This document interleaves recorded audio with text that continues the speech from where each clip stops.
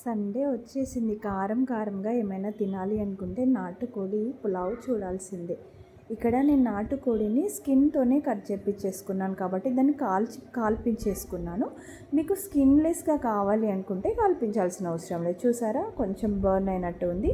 ఇందులో కారం, ఉప్పు, పసుపు, అల్లం వెల్లుల్లి పేస్ట్, గరం మసాలా, ధనియా పౌడర్, కాస్త ఆయిల్, పుదీనా, కొత్తిమీర ఇవన్నీ వేసి బాగా మిక్స్ చేసుకొని ఒక 10 మినిట్స్ పక్కన పెట్టేసుకోండి. తర్వాత మనం బాస్మతి రైస్ వాష్ చేసేసుకొని నానబెట్టేసుకోండి.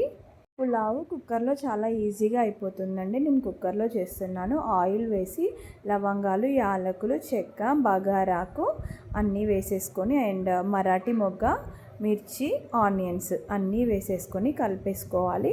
ఇవి కాస్త గోల్డెన్ బ్రౌన్లోకి వచ్చాక అల్లం వెల్లుల్లి పేస్ట్ వేసుకోవాలి.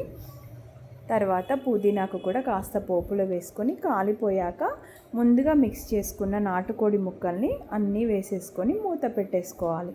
కాజులు గీలో వేయించేసుకొని ఇందులో వేస్తున్నాను. హాఫ్ టీ గ్లాస్ వాటర్ పోసుకొని కాస్త ఉడికినాక మనం ముందుగా వాష్ చేసుకున్న బాస్మతి రైస్ని ఇందులో వేసుకోవాలి.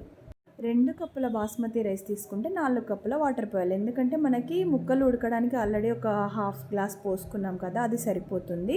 అండ్ కాస్త గీ వేసి కొత్తిమీర కూడా యాడ్ చేసేసుకొని ఒక 1 కానీ 2 విజిల్స్ కానీ వచ్చే వరకు పెట్టేసుకోవాలి. అంతే, మన నాటుకోడి పులావ్ రెడీ అయిపోయిందండి. చాలా సింపుల్ ప్రాసెస్ అండ్ టేస్ట్ కూడా చాలా బాగుంటుంది.